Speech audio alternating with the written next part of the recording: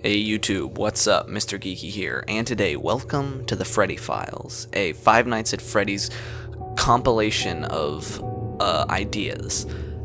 Now, before we move on to the first segment, originally when I wrote the script for this, none of the new teasers had come out, but now that they have, before moving on to the first segment, let's take a look at some of the new teasers that came out.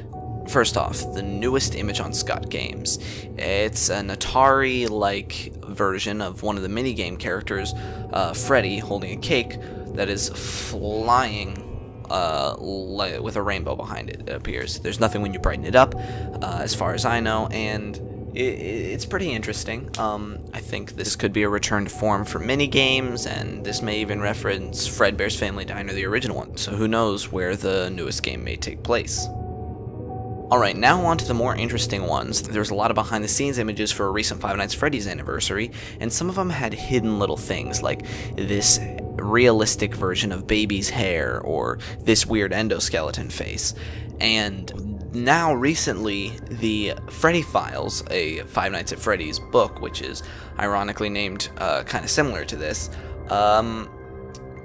let's just take a look at the teaser, at the thing that says what's next for FNaF. Now you can read the whole thing, but for right now I just want to show you this image.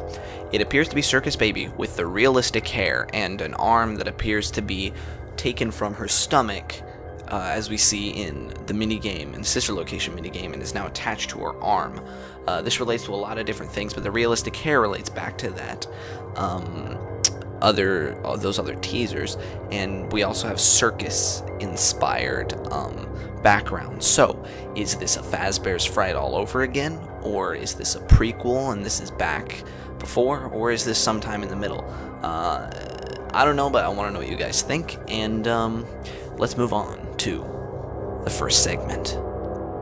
We have quite a few segments, but first let's talk about theories. After the Custom Night update and the Twisted Ones, FNAF's story became much more complicated, but some things were a little cleared up. For instance, why was Baby more intelligent than the other animatronics? Why did the other animatronics want to get out so much, if they were designed to stay in the facility? What is happening in FNAF 4? Hallucinations? Nightmares? Why do the FNAF 4 characters have mouth stomachs? And one of the strangest mysteries of all time. Why is the sister location underneath the FNAF 4 house? All of that and more, within reason, has been answered thanks to the Twisted Ones. Now, before I get fully into this, let me clear something up first. It's probably a good idea to watch MatPat's newest FNAF Theory video. There's a lot of ideas of his that I'm expanding on, and will be referencing without fully explaining, so please, go check it out. First, why do the animatronics want to get out, and why is Baby more intelligent?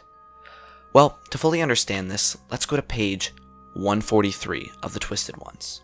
Don't you get it? She let out a faint laugh, unable to stop herself. It's me. They're coming for me. They're looking for me. What? Who are they? Jessica looked at John. There were 3 empty graves at her dad's house, so there must be 3 of them out there somewhere. They move at night, Charlie said. I mean, they can't walk around in the daylight, so they find a place to bury themselves until nightfall. In the context of the book, the main character, Charlie, is being hunted by animatronics specifically designed to capture and either kill or bring back their victims. They hide underground during the day in grave-like pits and stalk during the night, made to capture or kill victims. Sounds familiar, but let's go deeper. Page 125. The animatronic's arms lifted and its chest opened like an iron gate. Its metal pieces slid out of place to reveal a dark, gaping pit where sharp spikes and spring locks were just barely visible. Page 126. Charlie jumped backward, but it was too late. The thing had her in its grip, and it lifted her high into the air. It was pulling her toward it. She beat against its bent and damaged arm, but the other arm steadily forced her closer to the chest cavity. Ringing any bells? The secret blueprint screens in Sister Location and the baby cutscene and story reveal that the Sister Location animatronics were designed to capture. They have opening plates. All of this lines up. So, what does this have to do with their want to get out? Well, They were programmed to capture and sometimes even kill their victims during the night, and during the day, they hide. Well, in Sister Location, the animatronics perform like normal during the day. They're waiting. A party runs over schedule. Something bad happens. Something bad always happens. Why? Because during the night, they are programmed to move around and attack and capture victims. What do you think happens when they're buried deep below ground during the night? They want to claw their way out in whatever way possible. They want to get out and search for their next victim, and you're in the way of that. They are designed to try and get out from the underground at night. That's also why during the day they are able to perform, but at night they become hostile. It's all programmed. So, are none of the animatronics sentient? Are none of them haunted? This was all part of the plan? Well, not entirely. You see, one of the animatronics is haunted. Baby. Still inside her, dead and rotting, is the corpse of William Afton's daughter. She was never recovered, and so now she haunts Baby. She has a reason to get out. She can manipulate people and her fellow animatronics, and she holds her father accountable. He created the monster that killed her. She wants to find him, and she's using the other animatronics and her newfound abilities to help her escape. Now, to clarify, I don't think the Sister Location animatronics are the same as the Twisted animatronics, but I think the Twisteds could still exist in the game universe. The ones we see in the Twisted ones were clearly made for killing and were designed to have a larger cavity. They were probably only going to be used in the actual Circus Baby's Pizza world because, as we see in the books, your mind is supposed to already be changed and distorted. How and with what, you may ask?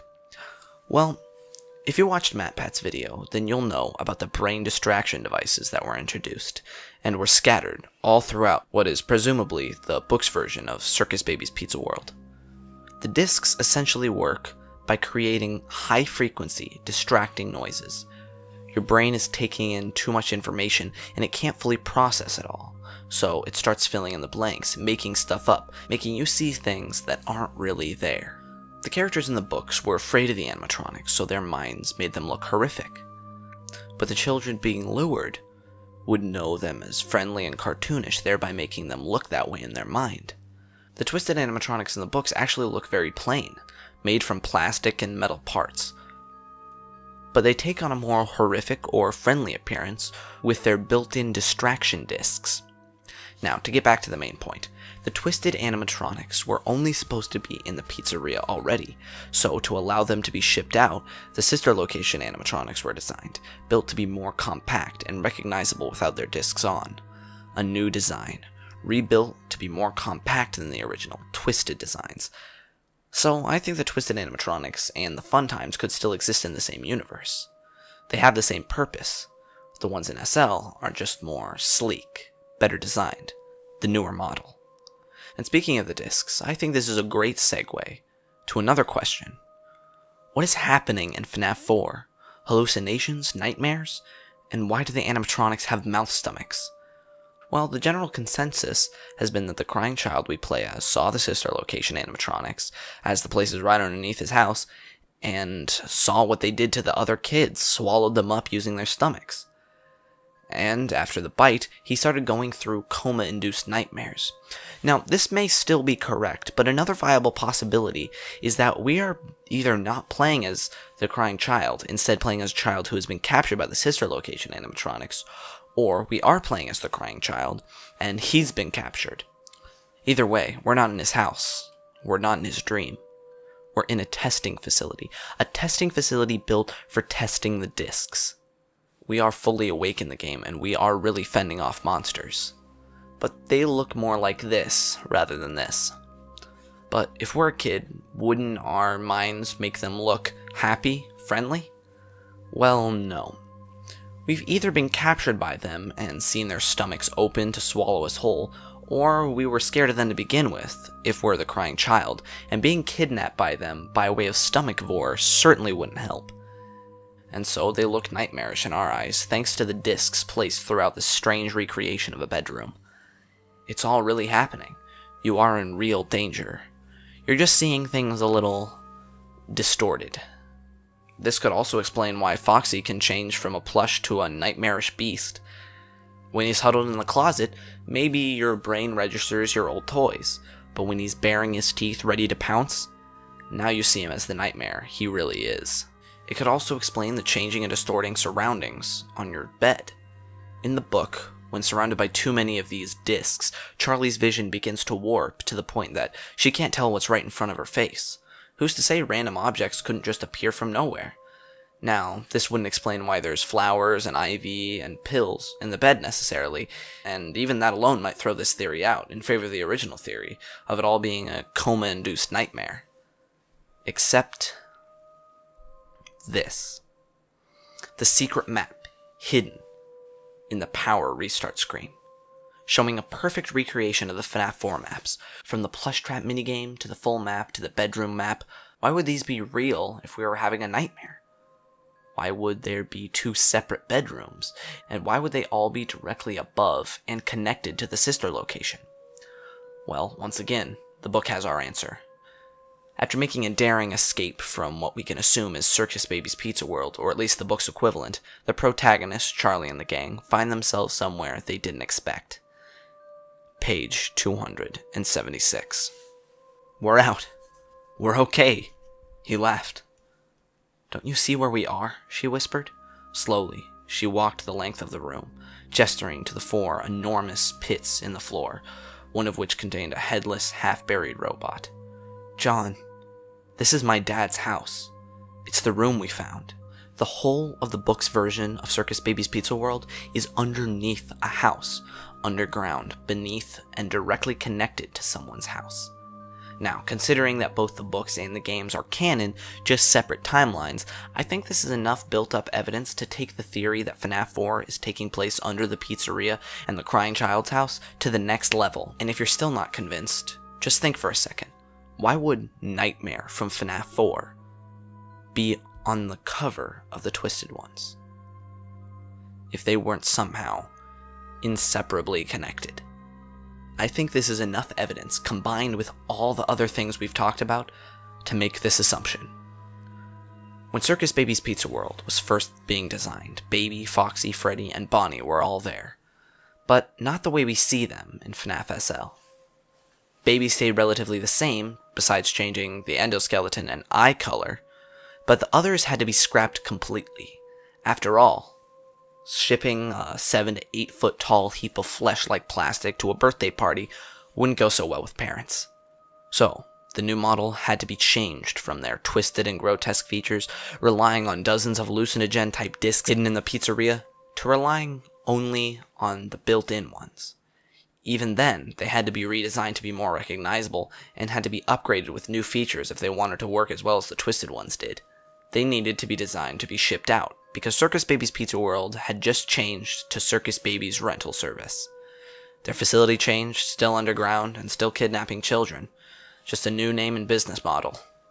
But how would the creators, specifically William Afton, know if the discs would work? Well, that's why they built the test chambers underneath William's other partner pizzeria, the FNaF 4 location. Whether Henry from the books exists or not in the games, William Afton could still partially be the owner of the FNaF 4 location.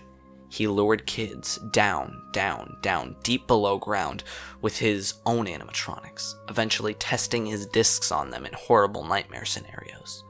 Unfortunately for the kids being subjected to the experiments, the animatronics didn't appear friendly. Instead, their experience of the kidnapping was so horrible, it tainted their view forever. Now, they looked like monsters, with the storage and kidnapping tanks appearing as insatiable gullets, waiting to feast straight into their stomachs. But, tell me what you guys think. The best theory will be pinned, so think hard on this one. Let's move on to the next segment. Wow, prepare to get kazammed. Welcome back to another fun trivia night. This time, Five Nights at Freddy's. Did you know that Ennard is actually 5 feet 10 inches, according to my calculations? Man, what a kooky contraption he is. In this next segment, I'm going to review one of the games I never reviewed. Normally, I'd review Five Nights at Freddy's 1 because it was the first one and I never reviewed it, but I think I'll go with the newest one first, Five Nights at Freddy's Sister Location. So let's get into it. When FNaF Sister Location's first trailer dropped, everyone knew it was going to be different. but just how different, no one could have anticipated. Its pseudo-free roam, linear storytelling, and varying nights give it a completely different feel from the other games. But if something isn't broken, should you fix it? Or does this change-up give an all-needed break from the formula? Find out right now. When you first boot up the game, you are taken to a voice and a face. The face of the main antagonist and the voice of its creator. This gives a great build-up from the start, but unless you've read the books and know who Mr. Afton is, the reveal won't be quite as amazing or shocking as it would be if you're someone who has read the books. Either way, as soon as you start the game, you are given something to think about. Now, after you pass the main menu and head into the first night, you realize just how different this game is. Each night is no longer the same with raising difficulties. Each night you must now complete tasks ranging from shocking the animatronics with a remote, to cowering in fear of them, to crawling through the darkness on all fours. Now, however different this may be from the other Five Nights at Freddy's games, the famous jump scares aren't in short supply. These animatronics are terrifying, and definitely a step up from the over-the-top, monster-looking animatronics from the fourth game. Now, we're all used to voice acting in these games. Phone Guy has made an appearance, one way or another, in every single Five Nights at Freddy's game. Now, although he doesn't make a direct appearance in this one, the voice acting from Andy Field as the hand unit guide gives us just enough humor to balance the creepy to absolutely terrifying moments throughout each night. The other voice actors do a great job too, everything from the quiet and suspicious tones of Heather Master's Baby to the horrifically creepy rasp of Helen Goff's Funtime Freddy. And no one can forget the first time they heard Bellora's voice as they crawled quietly through her room. Gameplay and story-wise, everything is sleek and well thought out.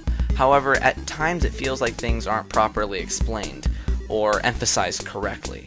And I don't mean that in the way that most Five Nights at Freddy's games are, with vague and purposefully mysterious sequences.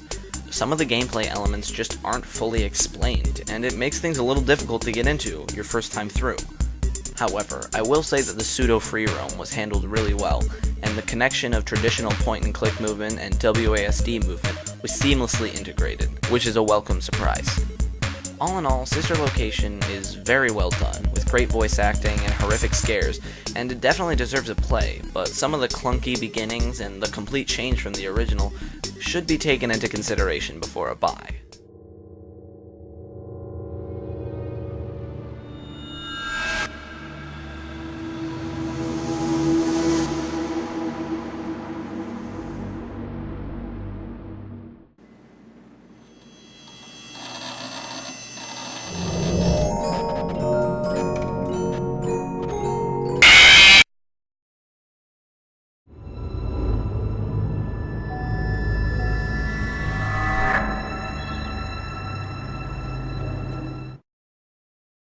So that's going to be it for the Freddy Files. I hope you enjoyed, because I enjoyed making this. Leave a like and a comment if you want to see more of these, and the best comment will be pinned, so leave something funny, leave a cool theory, all sorts of stuff like that. So yeah, see you guys next time.